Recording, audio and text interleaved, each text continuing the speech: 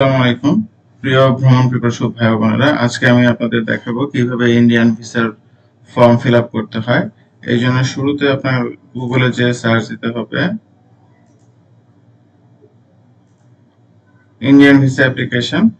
তখন শুরুতেই শো করবে ইন্ডিয়ান ভিসা অ্যাপ্লিকেশন সেন্টার অর্থাৎ আইভেক। আমরা আইভেকে চলে যাব।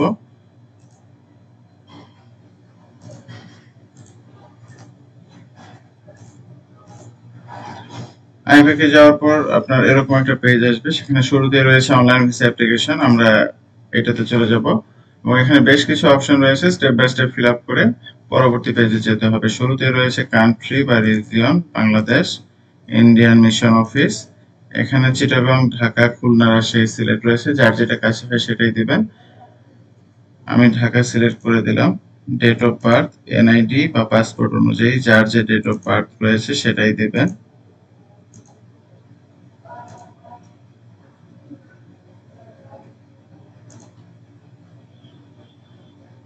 Email ID, email ID type করে দিবেন। তারপরে হচ্ছে রি এন্টার ইমেল আইডি, আবার হচ্ছে আপনাকে টাইপ করতে হবে। এখানে কপি পেস্ট যেহেতু কাজ করে না। এক্সপেক্টেড ডেট অফ অ্যারাইভাল, অর্থাৎ আপনি কবে যেতে যাচ্ছেন। আপনি যদি জুলাই যেতে চান স্পেসিফিক ডেট সিলেক্ট করে দেবেন, যদি অগাস্টে যেতে চান অগাস্টের যে কোনো একটা ডেট সিলেক্ট করে দেবেন। Purpose, type of visa, type of visa আপনি যেহেতু বেড়াতে যাবেন অর্থাৎ ঘুরতে যাবেন, কাজে এটা হবে tourist visa. Purpose, tourism, recreation, site seeing একটা অপশন আছে, এটাই সিলেক্ট করে দিতে হবে। তারপর ক্যাপচাটা একটু কেয়ারফুলি ফিল আপ করতে হবে যাতে ভুল না হয়। ক্যাপচা ফিল আপ করার পরে কন্টিনিউ। এরপরে আমরা যে পেজে চলে আসবো সেখানে শুরুতেই রয়েছে অ্যাপ্লিকেন্ট ডিটেলস। এখানে রয়েছে সারনেম, এটা আমরা যার যার পাসপোর্টে ঠিক যেভাবে লেখা আছে ওভাবেই দিব। আমি একটা ডেমো ফিল আপ করে আপনাদের দেখাচ্ছি, আপনারা অবশ্যই আপনাদের অ্যাকচুয়ালটা দিবেন।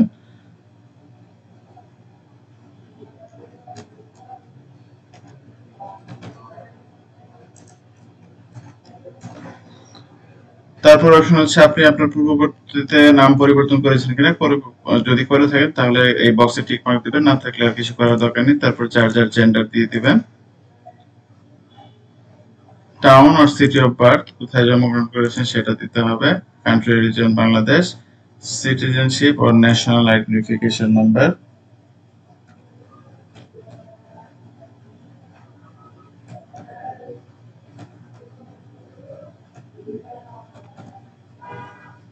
রিলিজিয়ন। ভিজিবল আইডেন্টিফিকেশন মার্ক, সেটা হতে পারে আপনার জন্মদায়ক বা স্পেশাল কোনো চিহ্ন, এরকম যার যেটা আছে সেটা সুবিধাজনক ভাবে দিয়ে দিবেন। যেমন আমি দিয়ে দিলাম কাট mark, cut mark in my head. Educational qualification, যার যে লাস্ট এডুকেশনাল কোয়ালিফিকেশন আছে সেটা দিয়ে দিবেন। Did you acquire nationality by birth or by naturalization by birth? Passport details, এখানে দিতে হবে শুরুতে পাসপোর্ট নাম্বার।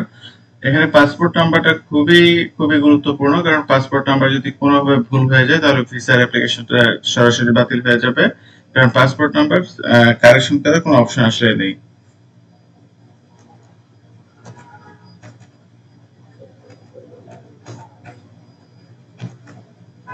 তারপর হচ্ছে place of issue, Dhaka. Date of issue,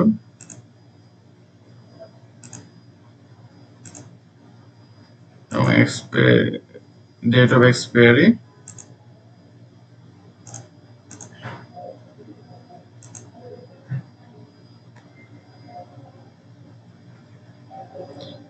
any other valid passport আর আইডেন্টিফিকেশন, যদি থেকে থাকে তাহলে ইয়েস দেবেন, না থাকলে নো দেবেন। আমার যেহেতু নেই নো দিয়ে দিলাম।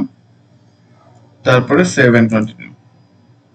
এরপর যেটা এসেছে প্রেজেন্ট অ্যাড্রেস। আপনার প্রেজেন্ট অ্যাড্রেস হচ্ছে ভিসা অ্যাপ্লিকেশন ফর্মের সাথে আপনাকে একটা ইউটিলিটি বিল জমা দিতে হবে, সেটা হতে পারে গ্যাস বিল, কারেন্ট বিল, পানির বিল বা টেলিফোন বিল। সেটাতে অ্যাড্রেস যেভাবে লেখা আছে ঠিক সেভাবে লিখে দেবেন, তাহলে হচ্ছে ঝামেলাটা অনেক কমে যাবে।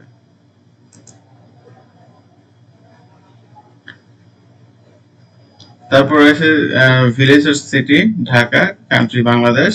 স্টেট আর প্রভিন্স, ঢাকা। জিপ কোড, এটা দিয়ে দিবেন। ফোন নাম্বার দিয়ে দিবেন। আর মোবাইল নাম্বার দিতে হবে।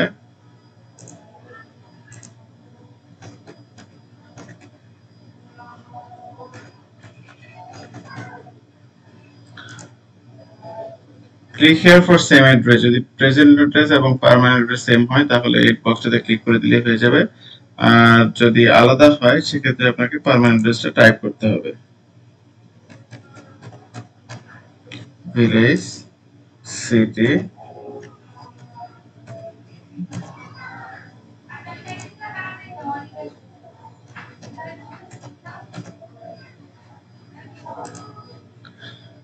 তারপর আছে father's name,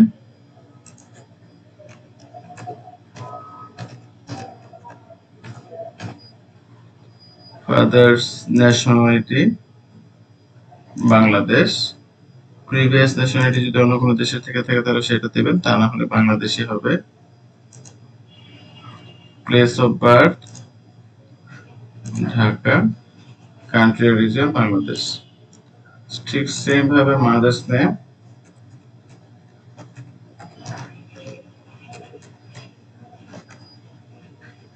nationality Bangladesh, previous nationality region যদি অন্য কোনো দেশ থেকে থাকে সেটা দেবেন, তাহলে বাংলাদেশে থাকবে। Place of birth Dhaka Bangladesh. Marital status, married হলে ম্যারিড, আনম্যারিড হলে সিঙ্গেল। আমি যেহেতু ম্যারিড ম্যারিড দিয়ে দিলাম। এবং এখানে দিতে হবে স্পাউস নেম,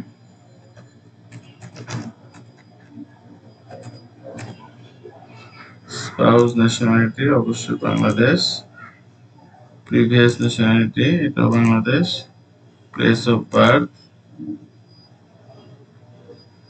ঢাকা বাংলাদেশ।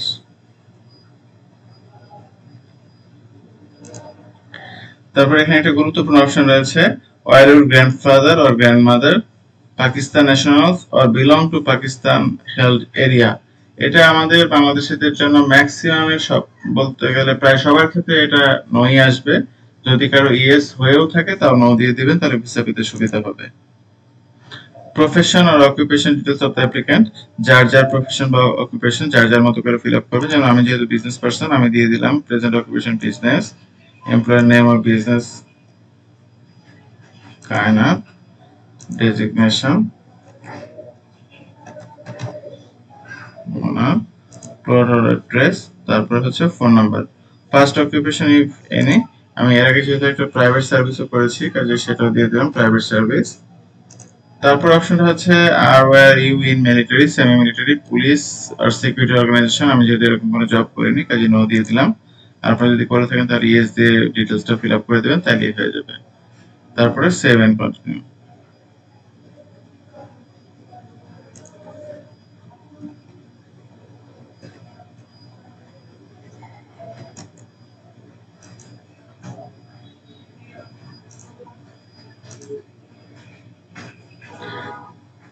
এরপরে যে অংশটা রয়েছে এখানে হচ্ছে ডিটেল অফ ভিসা শাওট। এখানে শুরুতে রয়েছে type of visa, tourist visa, places likely to be visited. আমি যেহেতু সিকিম যেতে চাচ্ছি দিয়ে দিলাম সিকিম, এবং সেই সাথে দিয়ে দিলাম Kolkata.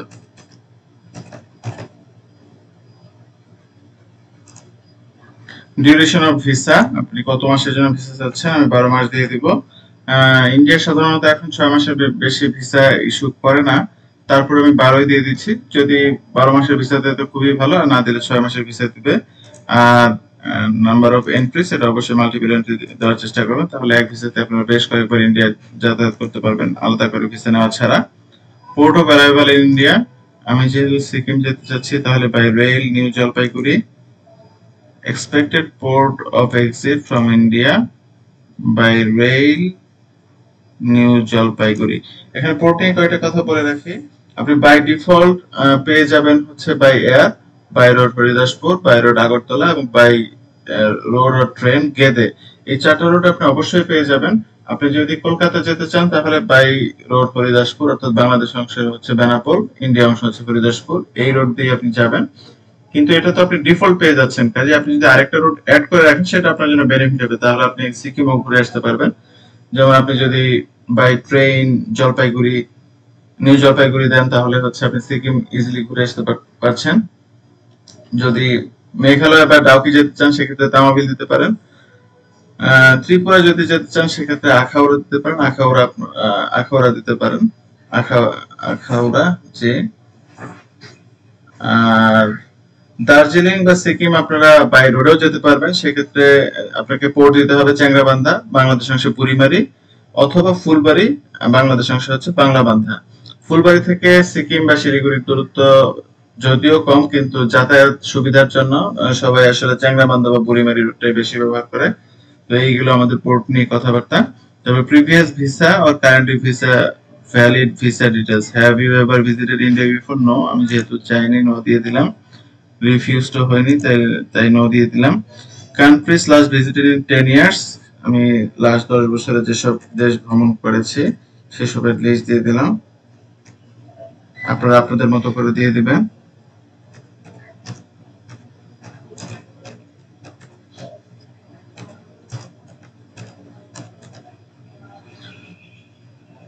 Have you visited SAARC countries during last 3 years? No, আমি কোনো সার কান্ট্রি লাস্ট 3 বছরে আমি ভিজিট করিনি। রেফারেন্স, এইটা একটু ইম্পর্টেন্ট, সেটা হচ্ছে আপনাকে ইন্ডিয়াতে রেফারেন্স দিতে হবে, সেটা হতে পারে ফ্রেন্ডস, ফ্যামিলি, পরিচিত কেউ। আর যদি এরকম কেউ নাও থাকে, চিন্তার কিছু নেই, আপনারা ইন্ডিয়া যাওয়ার পরে যে হোটেলে থাকবেন সেই হোটেলের রেফারেন্স ব্যবহার করলে এখানে হয়ে যাবে। আমি আগে থেকে একটা হোটেল বের করে রেখেছি, যে হোটেল পেইং গেস্ট, এটা জাস্ট কপি করে আমি পেস্ট করে দিচ্ছি এখানে। হোটেল পেইং গেস্ট, অ্যাড্রেস,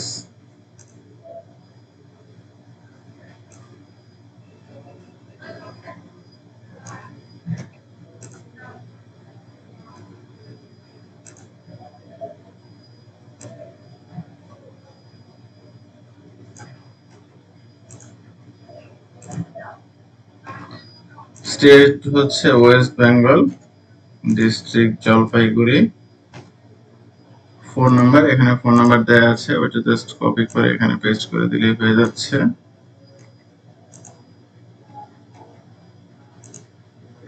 তারপর রেফারেন্স ইন বাংলাদেশ, বাংলাদেশের কোন একটা রেফারেন্স দিতে হবে, সেটা ফ্রেন্ডস, ফ্যামিলি, যে কেউ হলেই হবে।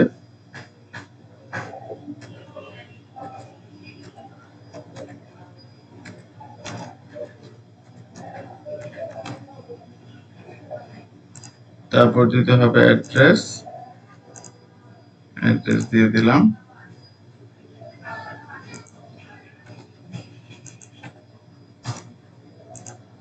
তারপর দেওয়া আছে ফোন নাম্বার।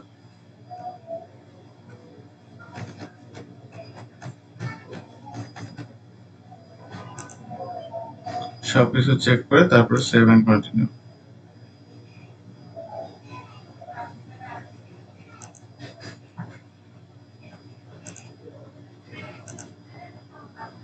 তারপরে শুরুতেই যে পেজটা আসলো সেখানে অনেকগুলো প্রশ্ন রয়েছে, যেমন have you ever been arrested or protested or convicted by court of law of the country? এখানে আসলে সবগুলো প্রশ্নের উত্তরই হবে নো। ইয়েস দিলে আসলে ভিসা পাওয়ার সম্ভাবনা খুবই কমে কমে যাবে, আর সবগুলো যদি পড়ে দেখেন তাহলে আসলে অ্যান্সার নই হবে। তারপরে যে ডিক্লারেশন ঘরটা আছে এটাতে টিক মার্ক দিয়ে সেভ এন্ড কন্টিনিউ।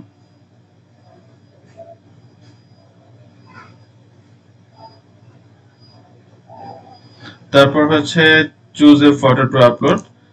ছবির ক্ষেত্রে কথা হচ্ছে আপনাকে অবশ্যই 2 বাই 2 ইঞ্চ বাই 2 ইঞ্চ একটা ছবি এখানে আপলোড করতে হবে। ব্যাকগ্রাউন্ড হতে হবে সাদা, চোখে কোনো চশমা, মাথায় ক্যাপ বা মুখ ঢেকে থাকে এরকম কোনো কিছু করা যাবে না। আম, এবং ফরম্যাট হতে হবে 2 ইঞ্চি বাই 2 ইঞ্চি। আমি যেহেতু সেটা আগে রেডি করে রেখেছিলাম, এই যে সেটাই আমি আপলোড করে দিচ্ছি। আপলোড ফটো, আমি একটা ডেমো ফটো দিয়েছি, আপনারা হয়তো সবাই চিনতে পারছেন, একটা টম টম ক্রুজের একটা ছবি। ক্রপ এন্ড সেভ, তারপর হচ্ছে সেভ এন্ড কন্টিনিউ। তারপর এখানে যেটা এসেছে address at place of stay or hotel, অর্থাৎ আপনি কোন হোটেলে স্টে করতে যাচ্ছেন। আমরা রেফারেন্স হিসেবে যে হোটেলটা ব্যবহার করেছি সেই হোটেলের ডিটেলসটা আবার এখানে দিয়ে দিব। Hotel paying guest,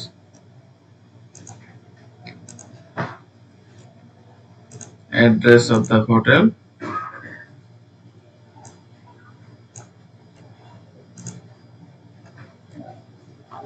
state West Bengal, district Jalpaiguri, email,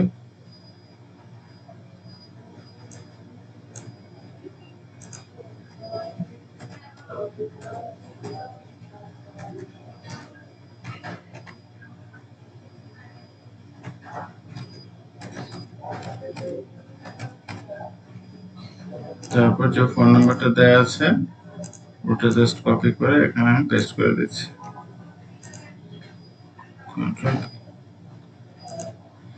তারপর হচ্ছে কন্টিনিউ।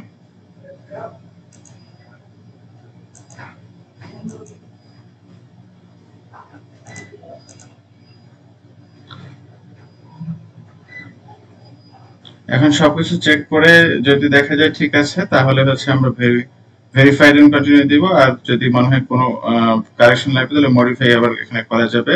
আমি মনে করছি যে সবকিছু ঠিক আছে, কাজে আমি ভেরিফাইড এন্ড কন্টিনিউ ক্লিক করছি।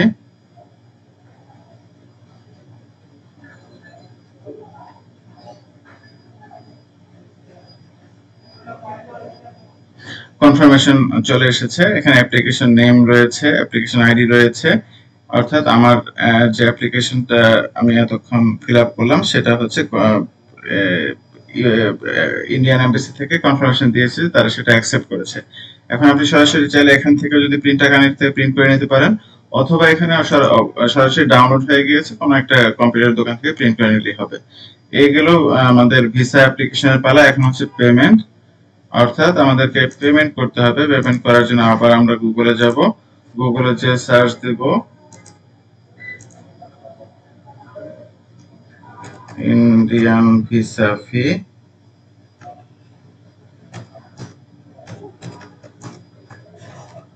ভিসা ফি পেমেন্ট ফর বাংলাদেশে।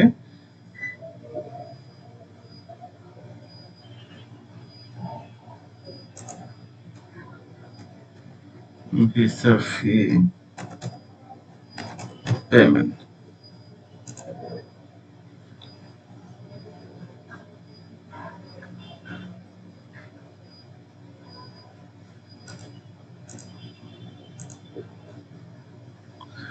ভিসা ফি পেমেন্ট করার জন্য এরকম একটা পেজ আসবে।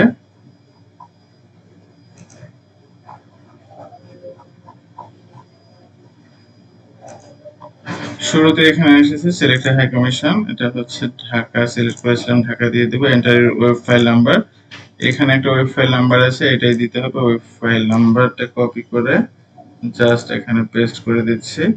তারপর হচ্ছে enter web file number once again, এটা আমরা দিয়ে দিব এখানে। এটা যদি কপি পেস্ট করা যায় না, কাজে আমাদেরকে টাইপ করতে হবে পিজিটিডি ভিইপি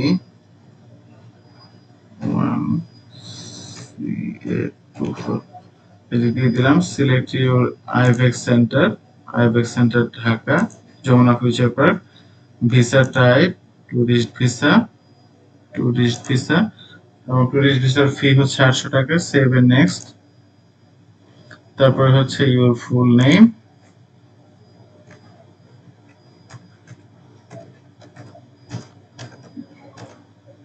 ইউর ইমেল অ্যাড্রেস এবং your contact number. Save and show overview হয়ে গেল। আই এগ্রি দিয়ে কনফার্ম মুভ ফর পেমেন্ট। তারপর এখানে একটা ওটিপির অপশন রয়েছে, প্রথমে ওটিপি দিয়ে ভেরিফাই করে নিতে হবে, তারপরে হচ্ছে আমরা পেমেন্ট করতে পারবো। এখানে অলরেডি আমার ফোনে একটা ওটিপি চলে এসেছে, আমি সেটা দিয়ে ভেরিফাই করে নিচ্ছি। 769628 ভেরিফাই। অলরেডি ভেরিফাই হয়ে গেছে, সবুজ সাইন দেখাচ্ছে। ভেরিফাই হওয়ার পরে হচ্ছে ওটিপি সাকসেসফুলি ভেরিফাইড। এখানে অ্যাপয়েন্টমেন্ট ডেট নিতে হবে। অ্যাপয়েন্টমেন্ট ডেট আপনি আপনার সুবিধা মতো দিনে এবং সুবিধা মতো সময় নেবেন। আমি জুলাইয়ের 10 তারিখ অ্যাপয়েন্টমেন্ট সেট বুক করলাম। অ্যাপয়েন্টমেন্ট টাইম, অর্থাৎ আপনি যে টাইমে যেতে পারবেন সেই টাইমটি অবশ্যই দিবেন, এবং ওই টাইমের ভিতরে আপনাকে জমা দিতে হবে, আদারওয়াইজ জমা না নেওয়ার সম্ভাবনাই বেশি। অ্যাপয়েন্টমেন্ট ডেট এবং টাইম নেওয়ার পর আপনার কাজ হচ্ছে ভিসা ফিটা পেমেন্ট করে দেয়। ভিসা ফিটা হচ্ছে মোবাইল ব্যাংকিং বা ইন্টারনেট ব্যাংকিং অথবা কার্ডের মাধ্যমে, সেটা ডেবিট কার্ড বা ক্রেডিট কার্ড হতে পারে, এর মাধ্যমে আপনারা পে করতে পারবেন। তবে মোবাইল ব্যাংকিং এ পেমেন্ট করাটাই বেটার, কারণ অনেক সময় দেখা যায় যে কার্ড বা ইন্টারনেট ব্যাংকিং অনেক সময় কাজ করে না, ডিক্লাইন করে দেয়। তবে আমি প্রিভিয়াসলি আমার অভিজ্ঞতা থেকে যেটা দেখেছি যে মোবাইল ব্যাংকিং খুব সহজেই নিয়ে নেয়, সেটা হতে পারে রকেট, বিকাশ, নগদ, ট্যাপ ট্যাপ সেন্ড অথবা আপনার মাই ক্যাশ, যে কোনো একটা দিয়ে আপনি এখানে ক্লিক করলেই পে নাও আসবে।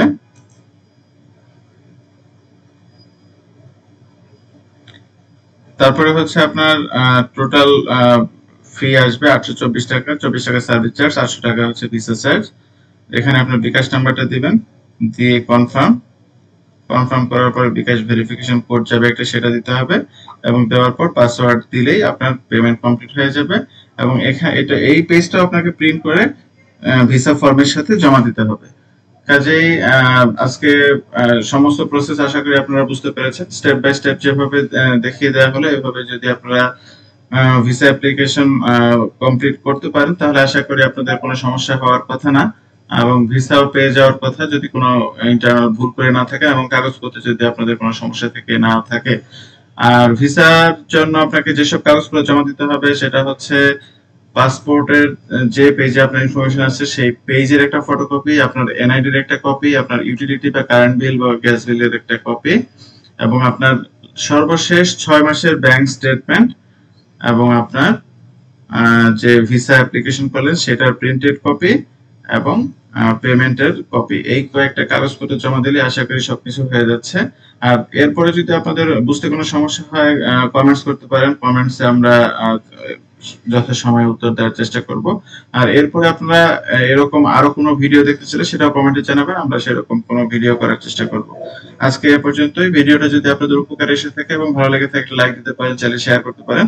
আর আমাদের চ্যানেলে যদি নতুন হয়ে থাকেন তাহলে চ্যানেল সাবস্ক্রাইব করতে পারেন। Thanks for watching.